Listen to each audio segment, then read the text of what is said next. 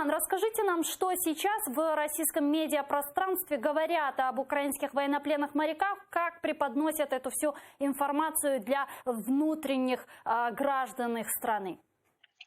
Ну, вы знаете, мне кажется, что здесь все-таки даже российские СМИ рассчитывали, что каким-то образом ситуация сдвинется с мертвой точки, потому что они рассчитывали и рассчитывают получить назад Вышинского.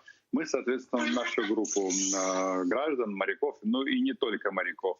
И, наверное, это главный такой момент, потому что вот сегодня на суде было очень много российских камер, наверное, рекорд просто был установлен, там больше 10 телеканалов, которые снимали это событие. Вы выложили на своей странице в Facebook очень интересную фотографию с интересным персонажем, а именно с российской пропагандисткой Ольгой Скобеевой. Вот вас как бы не удивило ее присутствие на суде, потому что до этого мы ее там не видели, и ее присутствие, собственно, о чем может свидетельствовать, с чего бы они решили прийти на суд над моряками?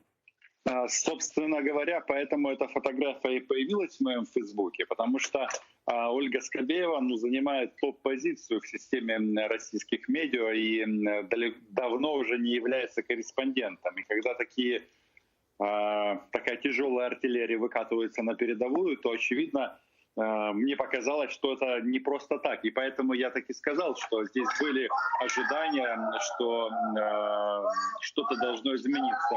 Но, к сожалению, даже Скобеева никак не помогла, чтобы ситуация каким-то образом изменилась.